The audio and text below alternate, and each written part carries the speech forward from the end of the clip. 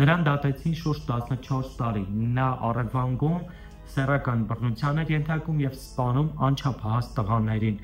Նա ուներ բիզնեսներ, սկսած KFC-ից վերջացրած շինարարական ընկերության։ Այսօր խոսելու ենք ծաղրացումների նախահոր Ջոն Ուեյն Գեյսի մասին։ Իսկ մինչև թեմային ասելը կխնդրեմ բաժանորդագրվես ալիքին, հետևես ինձ այլ սոցիալական հարթակներում, ինչպես նաև կիսվես մեկնաբանություններում քո կարծիքով։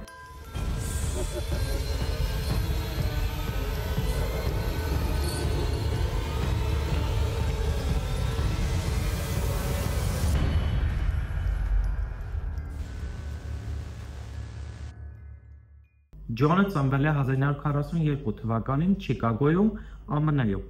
Մայրը սովորական տնային տնտեսուհի էր, իսկ հայրը տարբեր աշխատանքներ էր կատարում գումար վաստակելու համար, որը ցավոք սրտի հիմնականում նա ծախսում էր իր ալկոհոլի վրա, քանի որ հայրը հարբեցող էր։ Փոքրուց Ջոնին որպես երեխա հայրը չի սիրել, միշտ նրան նախատել է, միշտ նրան փորձել է նվաստացնել եւ նրան միշտ վատ դրության մեջ դնել։ Նույնիսկ երբ Ջոնի մայրը հղի էր Ջոնով, նա ծեծում էր կնոջը, հաշվի չառնելով Ջոնին երեխայի մասին, պտղի մասին, ու սրան ոչ մի բացատրություն չկա, թե հոգեբանորեն եւ թե այլ կետերով ոչ մի կերպ չի բացատրվել հոր պահվածքը, սակայն հոր այս փոքրիկ ժեստը, նախատել անընդհատ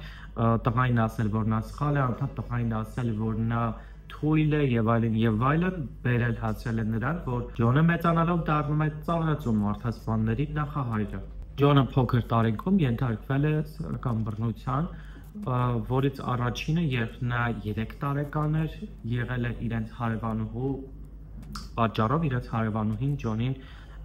բռնաբարել է, իսկ երկրորդ դեպքը նա 10 տարեկան հասակում բռնաբարվեց հոր ընկերոջ կողմից։ Ջոնը շատ հաճախ էր փոքր տարիքում հիվանդանում տարբեր հիվանդություններով, թեկուզ գրիպ կարող է լինել, շատ նա ծանր տաներ այդ հիվանդությունները թույլ իմունիտետի պատճառով, բայց հայրը դրան չէր հավատում, ասում էր, որ դու սիմուլյանտ ես եւ այս ամենը դու սարքել ես, չգիտես ինչու, դու որոշել ես դասի չգնալ եւ այլն։ Սակայն իրականում Ջոնը հիվանդ էր լինում, իսկ հայրը նրան չէր հավատում։ Երբ Ջոնը սկսեց հաճախել դպրոց, շատ հաճախ նա դպրոց տանում էր եւ դասարանի տղաներին որպես սպառծանք ցույց էր տալիս կանացի ներքնազգեստ։ Հիմնականում այդ ներքնազգեստը լինում էր կամ հարևանուհու, կամ իր մոր ու քրոջ ներքնազգեստը, որի համար հայրը նրան նախատում էր։ Հայրը նախատելուց բացի նրան ստիպեց հագնել ներքնազգեստը կանանցի, ուշադրություն կանանցի եւ այդպես գնալ դպրոց։ Տղան մտավ դպրոց եւ ոչ թե նրան ծեծեցին, նրան ինչ որ մի բան արեցին, այլ ոչ բոլորին Ջոնը այդպես շատ դուր եկավ եւ նույնիսկ նրան մոտեցան մի քանի տղաներ, նրան համբուրեցին այտը, քնքշորեն գրկեցին եւ այդ ամենի պատճառով Ջոնը սկսեց հասկանալ, որ իրեն ավելի շատ տղաներ են դուր գալիս։ 17 տարեկանում Ջոնը մեկնում է Լաս Վեգաս եւ կտրվում ընտանիքից։ Դա նրա պլանն է, որպեսզի նա անկախանա իր հոր դիկտատորայից, ինչպես նաեւ սկսի այլ միջավայրում ապրել։ Ջոնը մեկնելով Լաս Վեգաս սկսում է աշխատել որպես շտապ օգնության մեքենայի աշխատակից, իսկ հետո նաև աշխատանքի անցնում մորգում։ Շատ հաճախ լինում է, որ բերում են երիտասարդ տղաների դիակներ, որոնց հանդեպ Ջոնը անտարբեր չի լինում։ Ջոնը այնքան էր սիրում այդ տղաներին, որ մի օր բերեցին մի տղայի դի, ու նա շատ էր հավանել իր գեղեցկության պատճառով, եւ նա որոշում է տղայի հագուստը յուրացնել ու տնօրինությունը իմանալով նաև պարզ է դառնում այլ գաղտնիքներ, որ Ջոնը շատ հաճախ ոչ միայն դիակներին քնքշորեն սիրում էր, այլ նաև նրանց համբուրում կամ նույնիսկ նրանց հետ պարկում եւ քնում։ Քնելը դուք մի մտածեք անկողնային, այլ ուղղակի պարկում եւ նրանց կողքը քնում։ Պատկերացնել չեմ կարողանում, ոնց են մահացած անցեք առաջ։ Այս ամենից հետո նրան վռնդում են աշխատանքից եւ Ջոնը գումար չունենալով, ինչպես նաեւ հույս չունենալով, որ նոր աշխատանք կգտնի, հետո վերադառնում տուն։ 1965 թվականին նա դառնում է Սպրինգֆիլդի կառավարության անդամներից մեկը, երիտասարդ պարլամենտի ներկայացուցիչ, եւ բոլորը միանշանակ գիտեին, որ նրա կյանքը հաջողված է։ Նա դառնալու է ամենահաջողակ կառավարիչներից մեկը, քանի որ ինչպես ինքն էր կառավարում մարդկային ռեսուրսները, այդպես ոչ ոք չէր կարողանում անել։ Եվ սա պետք է ֆիքսել, քանի որ Ջոնը հանդիսանում է այն քիչ մարդասպաններից, ով ունեցել է իդեալական կարիերա եւ չի սկսել մարդասպանությունը ինչ որ աղքատության պատճառով, Հիմա դրանք կարադառնանք։ Որոշ ժամանակ անց նա ամուսնանում է մի աղջկա հետ, Մերլին Մայեր, եւ նրանք ստեղծում են ընտանիք։ Նույնիսկ աղջկա հայրը, ով այդ ժամանակ ղեկավարում է 3 KFC ռեստորաններ, այդ 3 ռեստորաններն էլ տալիս է Ջոնին։ Ջոնն էլ սիրով ընդունում է։ Պաշտոնին զուգահեռ Ջոնը սկսում է տարբեր խնջույքներ կազմակերպել եւ Փակ ակումբը նա կազմակերպում է իր տան նկուղում, որտեղ մասնակիցները կարող էին ուղղակի լավ ժամանակ անցկացնել, սեղանի խաղեր խաղալ, խմել, ինչպես նաև բաց եւ բազատ սեռական կապեր հաստատել միմյանց հետ։ Ջոնը նաև շատ հաճախ տուն է բերում տարբեր երեխաների։ Հիմնականում դրանք լինում են 7-ից 12 տարեկան տղա երեխաներ, որոնց նա բերում է իր տան նկուղ, մեկին խոստանալով ինչ-որ բան, մեկին ասելով, որ նա ոստիկանության աշխատող է։ Նկուղ տանելուց հետո երեխաներին նա ցույց է տալիս մի հնարք։ Հնարքը հետևյալն էր, սիրելի երեխաներ, նա կապում է իր ձեռքերը ձեռնաշղթաներով եւ հետո կարողանում էր ազատվել դրանցից, ապա երեխան ուզում էր այդ նույնը կրկնել։ Երբ երեխան ձեռքերը կապում էր, բանալի չլինելու պատճառով նա չէր կարողանում ազատվել ձեռնաշղթաներից եւ այդ ժամանակ Ջոնը արդեն նրանց ստիպում էր անել այն, ինչ որ նա կցանկանա։ Այս ընդհանուր ֆոնի հետ մեկտեղ Ջոնի հայրը գալով եւ տեսնելով տղայի կառուցած ընտանիքը եւ բիզնեսը եւ այլն հաջողությունները հպարտանում է տղայով, լացում է, գրկում նրան, ասում որ որքան սխալ է նա եղել տղայի փոքր տարիքում, երբ որ նրան ծեծել է կամ վատ բաներ է ասել ու հոր թեման դեռևս փակում ենք։ Հիմա անդրադառնանք ավելի շատ թե ինչ եղավ, երբ բացահայտվեց Ջոնի առաջին սեռական ոտնձգությունը անչափահաս տղայի նկատմամբ։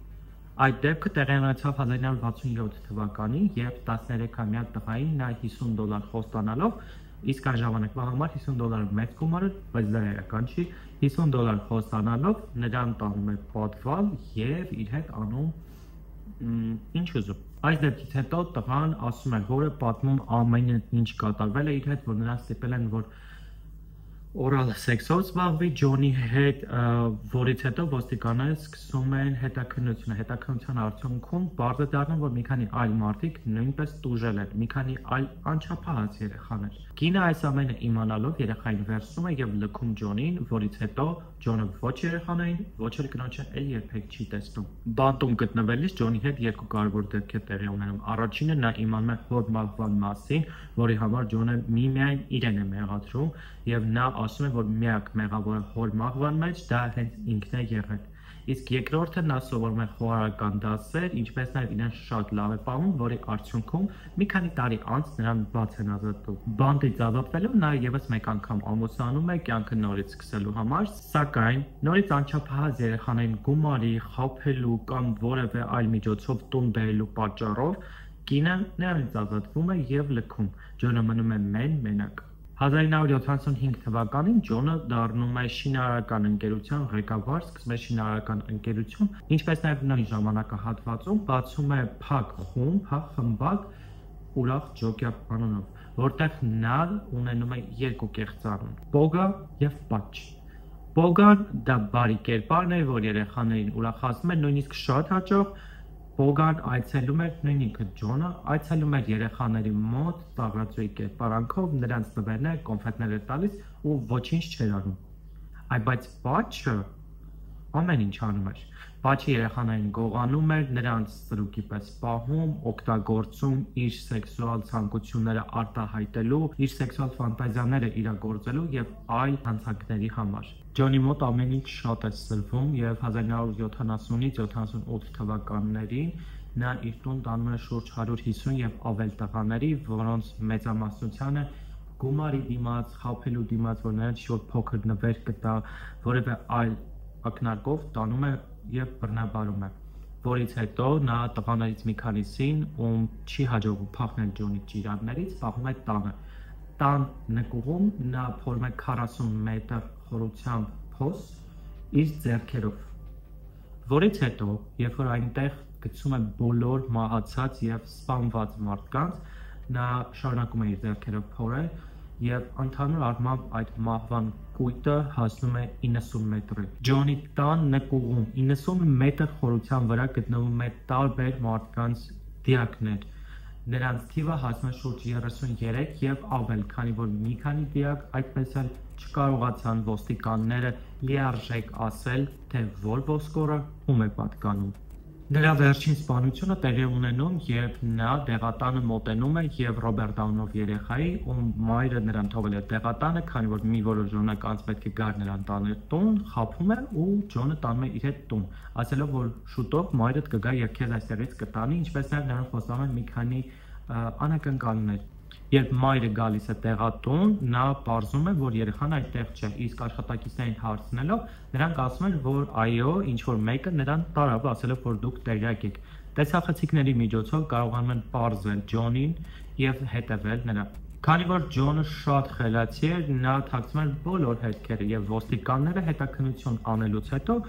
ոչինչ չեն գտնում։ Միայն գտնում են մի փոքր մազի կտոր իր մեքենայի մեջ, որը չի պատկանում Ռոբերտին։ Այս ամենից հետո ոստիկանները թողնում եւ գնում են, սակայն ոստիկաններից մեկը կասկածում է, թե ինչու է Ջոնի նկուղի հատվածը մի փոքր արհեստական թվում։ Թույլատվություն ստանալուց հետո ընդհանուր տան խուզարկության համար նրանք իջնում են նկուղ, քանդում եւ գտնում թունել, որտեղ գտնում են մահացած երեխաների դիակները։ Ցավոք սրտի Ռոբերտին չի հաջողվում փրկել, Ջոնը նրան նույնպես տանել էր։ Ջոնին ձերբակալում են։ Ջոնը անընդհատ կարողանալով իր փաստաբանների եւ մեծ գումարների միջոցով դատահետաձգում է եւ հաճախ ներկայանում, որ դա արել է մեկ այլ մարդ իր երկրորդ, երրորդ եսը եւ նա ոչ մի կապ չունի դրա հետ, սակայն դատարանը այդպես չէր կարծում եւ ուղիղ 14 տարի տևեց նրա դատը։ Դատից հետո նրան ճանաչեցին մեղավոր եւ տարան էլեկտրական շոկահարմար, սակայն նրա մահով չի ավարտվում ոչինչ, քանի որ նրա համբավը տարածվում է ամբողջ ԱՄՆ-ում եւ տարբեր մոլագարներ, որոնք հետաքրքրված են երեխաներով, ինչպես նաեւ կրկեսով, սկսում են կրկնօրինակել ու Ջոնին դասակարգել լավագույն սերիական մարդասպանների շարքին։ Ջոնը դառնում է ծաղրածու մարդասպանների իդեալը եւ նախահայրը։ Այսօրվա տեսանյութը այսքանն էր։ Սիրով կսպասեմ ձեր մեկնաբանություններին, ինչպես նաև չմոռանաք բաժանորդագրվել ալիքին եւ կիսել ձեր կարծիքով։